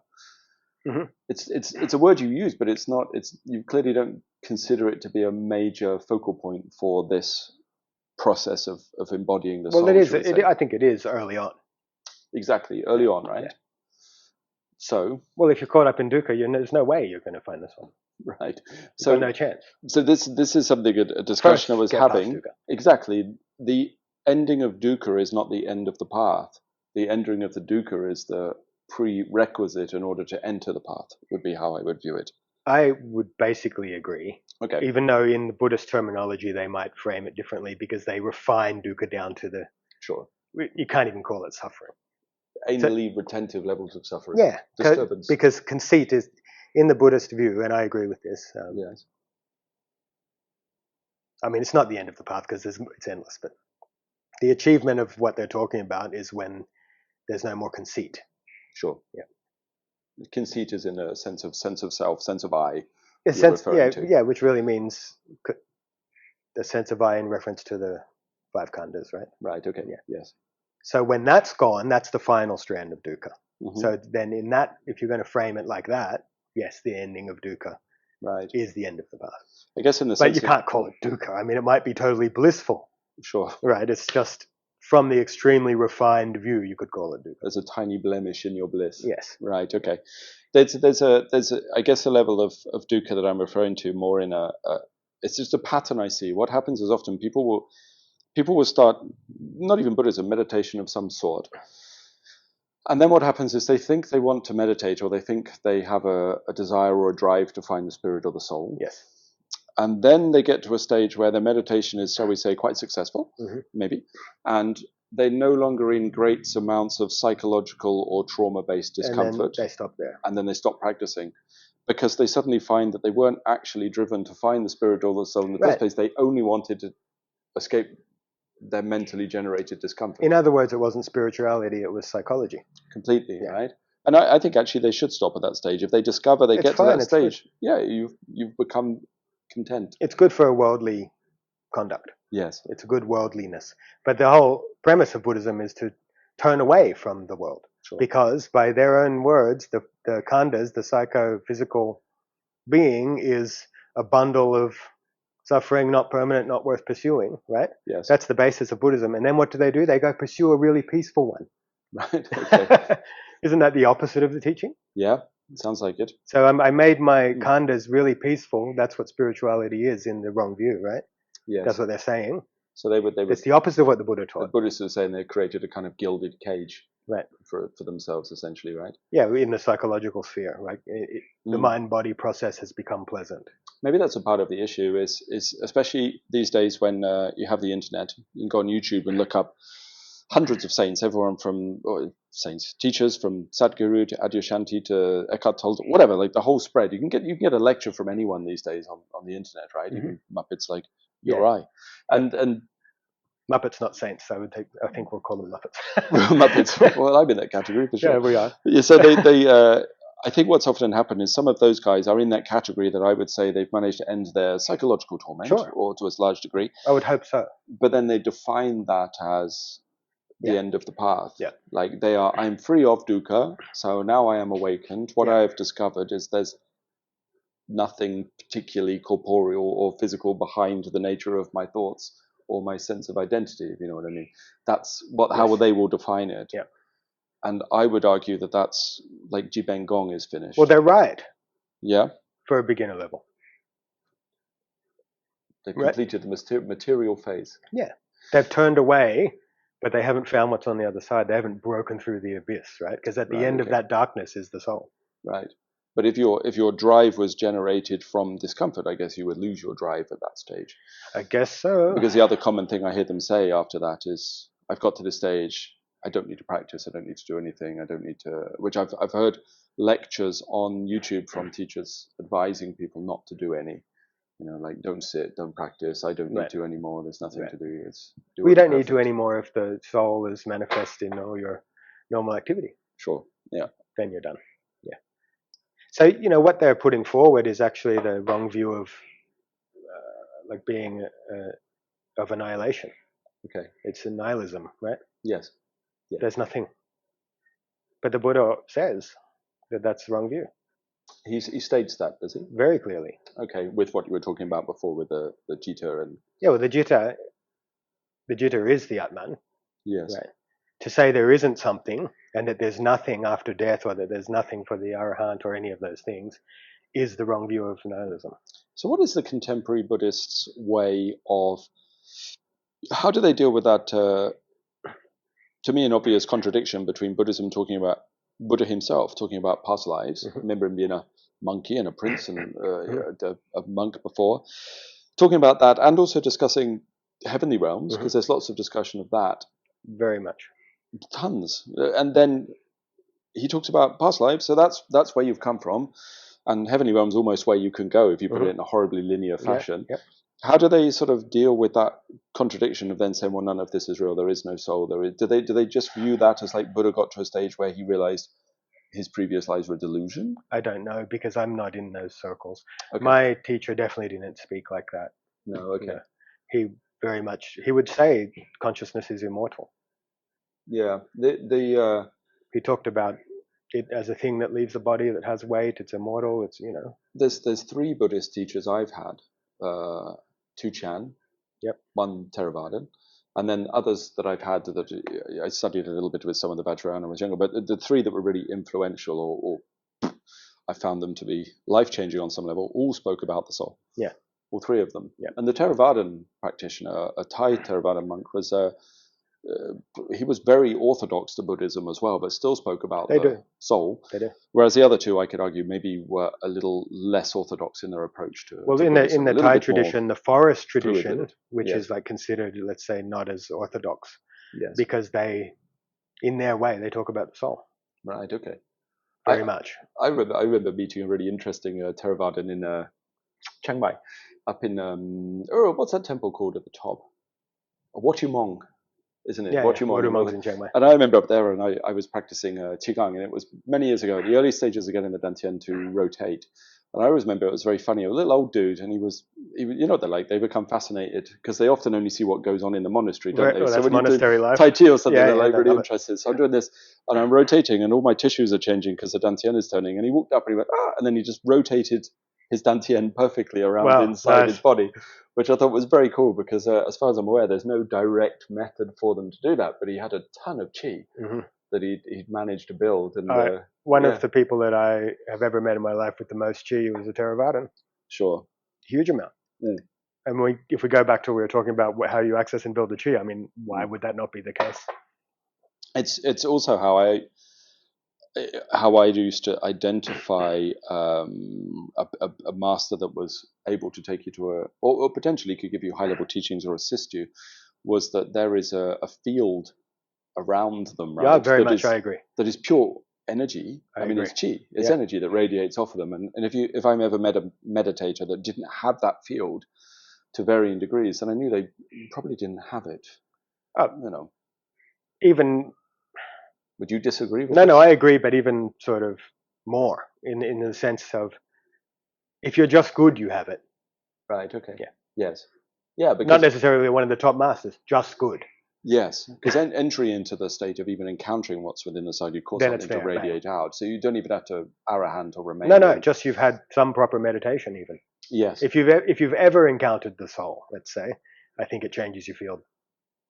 Yes. Yeah. Maybe permanently. I don't know. Right. Okay. Yeah. There's an experiment. Let's see if you can change it back. You start to hate God. Sully myself or something. Yeah. So turns away from you. They talk about anapanasati, right? Yeah. It's not breath meditation. It's chi meditation. The anapana is the life, the motivator, the mover. Yes. That's what it is. And sati is, how would you just define attention? So the attention into the fluctuations, the rising and falling of the life. Yeah. Okay. Yeah. That's funny. I gave a talk on something not that dissimilar to that a while back, and it caught the interest of lots of the Buddhist students. But it caught, because I got quite a lot of Buddhists in there, but you can see there was it literally is the rising and falling. That's what ana and pana is.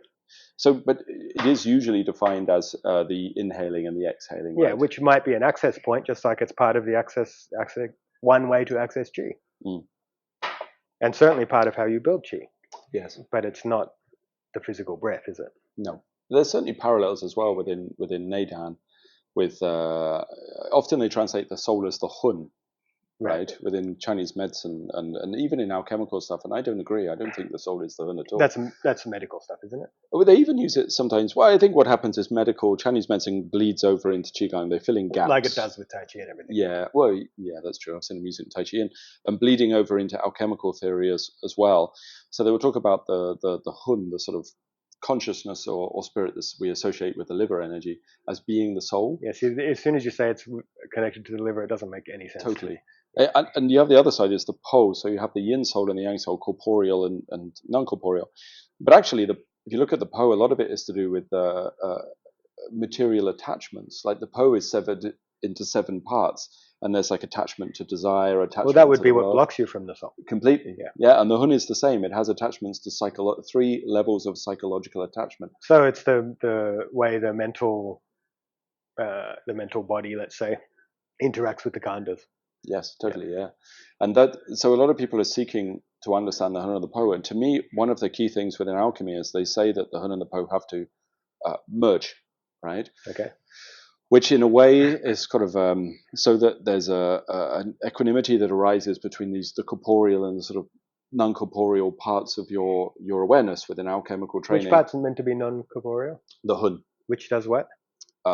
It's linked to sort of visions. So and that's still dreams to me. Oh, okay. Yeah. Yeah. Okay. So it means the mind. So in Buddhism, it would be like the mental consciousness as opposed to the sense consciousness. Yeah, maybe that's a better way to put it. You could say Po is more sensory attachment. Hun is normally seen as something more abstract that is not an obvious, you saw it or touched it or felt it or something like this. Yeah. So they often equate it with dreams and stuff like this. Yeah. Sixth sense. Yeah, that kind of thing. Yeah. So when the Hun and the Po are harmonized, what should start to arise, and they use metaphors of dragon and tigers copulating, all these kind of things, is that something else should arise in you, which they call the golden embryo, which is the shangtai. And to me, that is the soul that arises within alchemical training. Yep. Well, I'd say that's an excellent description. And the spiritual embryo, it's interesting. That's what arises in samadhi. Okay. Yeah. Do they use the same term? Well, not in Buddhism, I don't think. Okay. But I mean, by your description, that seems the same to me. Hinduism uses the same term. They do. The golden embryo. Yeah. Which it's interesting to see that parallel between the two. Yeah. And then the next stage after that is the feeding of it, which they say, sometimes they say 9 months, 10 months, whatever, facing a wall or nourishing the embryo, nurturing it. That would be quick. And how do you, I know, I presume it's a metaphorical number, but the nurturing of it is basically by remaining in a meditative state until, as they use in their analogy, the chi starts to accumulate within the golden embryo until it is self-sustained so that it radiates out of you. And then the symbology they use is a little fella that is in here, that all of a sudden there's a little fella on top of your head, then a little fella that is out. And sometimes people have misdefined it as like you're creating a kind of, I forget what the word is, like a cultist would produce a mini man, like they make a little voodoo doll or something. Whereas rather to me, the independence of it is more that it radiates through you. So your sense of self-perception is from that position of being inside the golden embryo. I mean, it has to be independent. So if you compare it to the purified jitta is nibbana. Yep. Purified means independent. Sure. Okay. Right. Yeah. Like when you purify gold, you take the gold away from the lead and everything else. Yep. It's independent. Sure. So yes, I think that's right. But I mean, it's not independent, so I can't like, here's my mate. And you can no, it becomes free, walk off to do liberated magic tricks. from. Yeah, sure. But the key point is that you don't make it. You can't make something that will be permanent. No. It's there. It's discovered. Yes. Yeah. And then maybe it's cultivated after you discover it. Yes. Maybe not it, but its manifestation or its juice or whatever. Well, the feeding is done by remaining with it in a meditative state, right? And not feeding by accumulating large lumps of chi and pushing it into this thing, which is that would be often how it's defined. Trying to feed the non-corporal with the corporal. Completely, yeah. Which is ludicrous. And so you get people trying to sort of circulate or pull energy through the body and down to get it to maintain this golden embryo or something, which is it is considered within Northern alchemy like a debased method as far as I was taught when I was showing, because you can't do it. Basic logic says it can't be true. Yeah, you can't feed an invisible thing a carrot. And if it's already immortal, yes, it just doesn't make sense. It doesn't make sense at all. But that development of alchemy into that actually came after they encountered Buddhism. To be perfectly honest, if you look historically, I think that's a real thing in Taoism.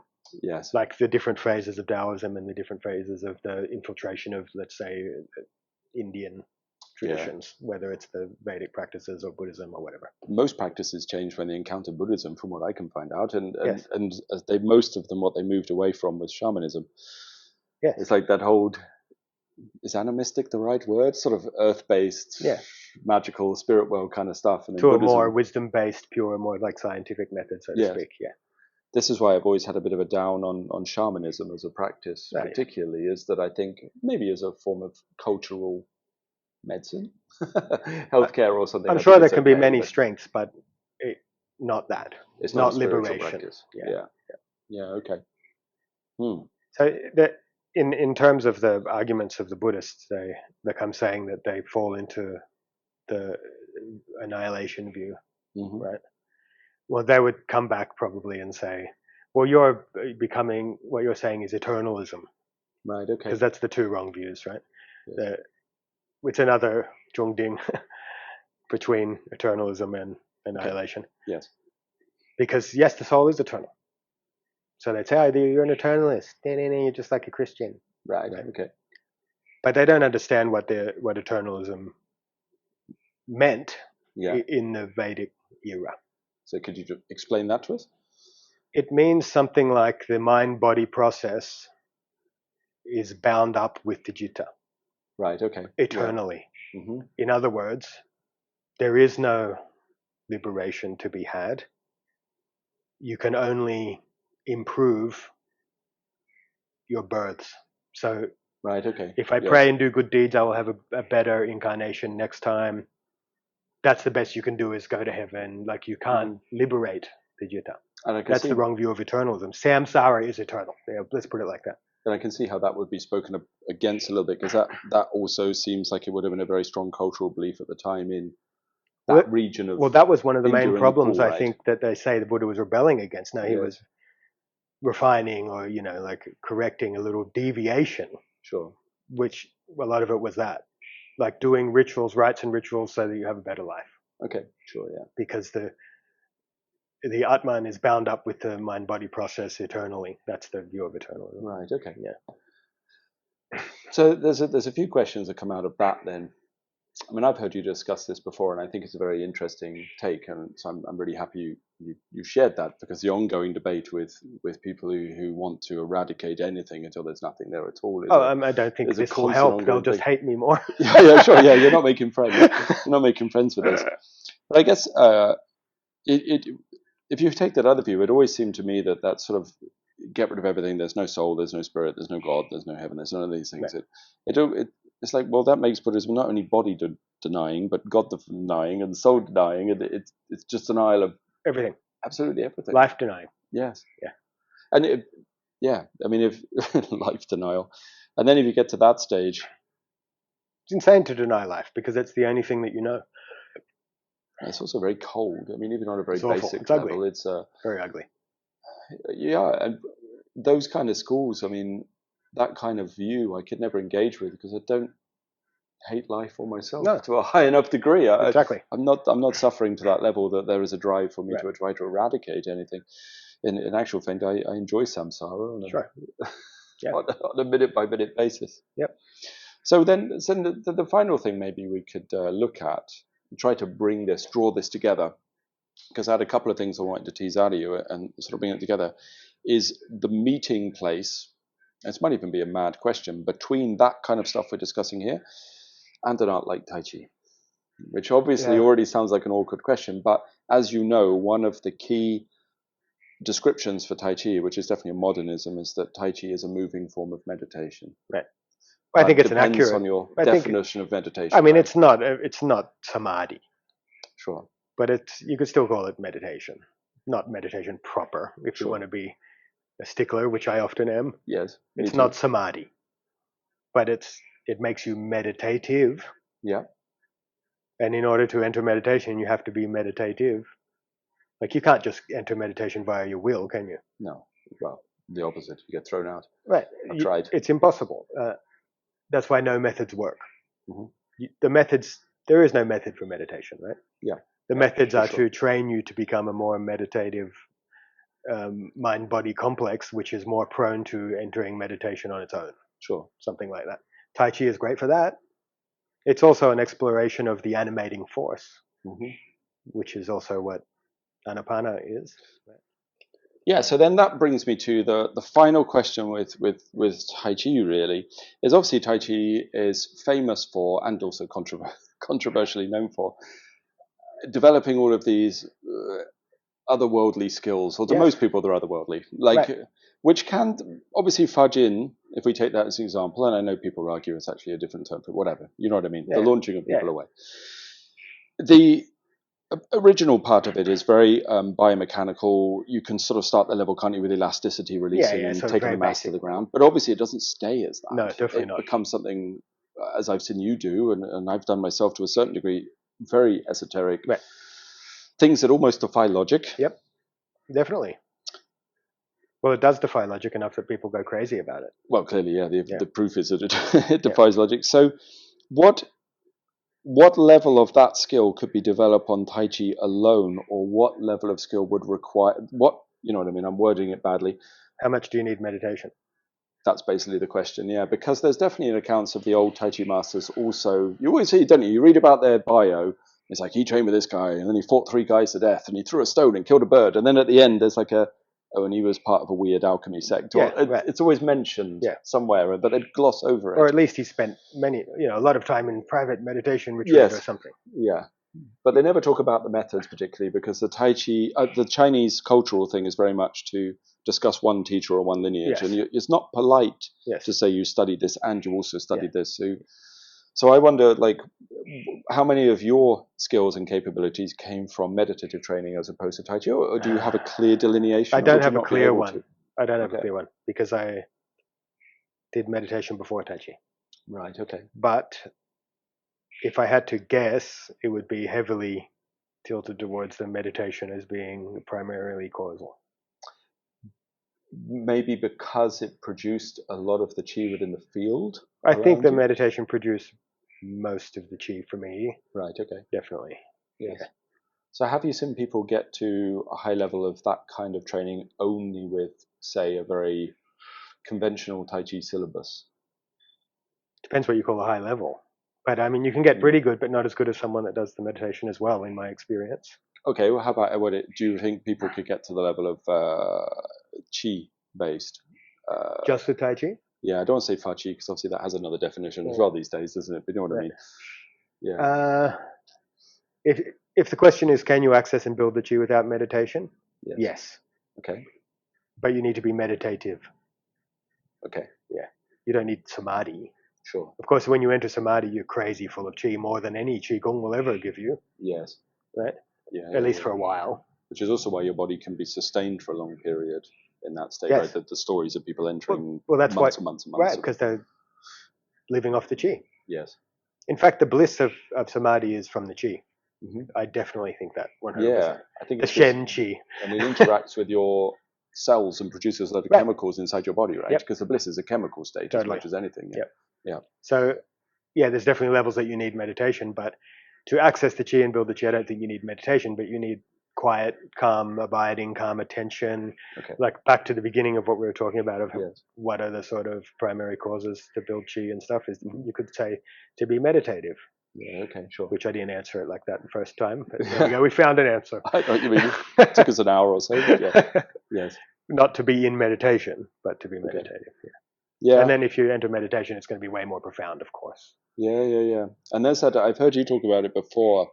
That sort of sounds like that kind of concept that the Tai Chi, maybe the form or a lot of the exercises mobilizes what you already have. Yes. Strength-wise, right? Yes. So it could mobilize... In terms of Qi. Well, it could even mobilize physical power. Like a big person will always get more Jin than a small person. Yes. Right? A fat person will actually get quite a lot more mobilized mass. Yeah. But it also applies on the level of Qi, of course, as well, right? Yes. So you would need, if you had something that built tons and tons of Qi, Tai Chi could mobilize it incredibly well. If done well. So far, in my experience of different practices of meditation and Tai Chi and Qigong and stuff, nothing mobilizes it as well as Tai Chi. Yeah. So maybe Bagua. Same. Sends it in weird directions and it's too bloody hard. Sure, but you just can't mobilize it as sophisticated, as globally, as intricately with other methods that I've seen. Yeah, sure. Yeah, like they might just mobilize it out the arm or down the limb or something, but Tai Chi will do that in a specific spiral and it's balanced and you're maintaining Zhongding at the same time. That's the magic of Tai Chi. Yeah, most of the other systems I've seen from not just Chinese arts, but other places and that they mobilize in a very linear fashion. Right. It doesn't have that same pop, the global sort of, part, cogs rotating and things. I've seen some yogic systems very good at mobilizing on a line. Yeah, but it's a very clean line. Yes. Yeah. So I think that's a unique thing to like the internal martial arts, let's say. Yeah, okay. That is awesome if you can build the Qi and if you can access more profound levels of non-corporal Qi from your meditation, then I think that's an amazing unity. And if not, just get fat and mobilize that instead. That's the other option. Mobilize the mass. All right. Well, should we draw that to a close there? Sure. I think we covered a bit.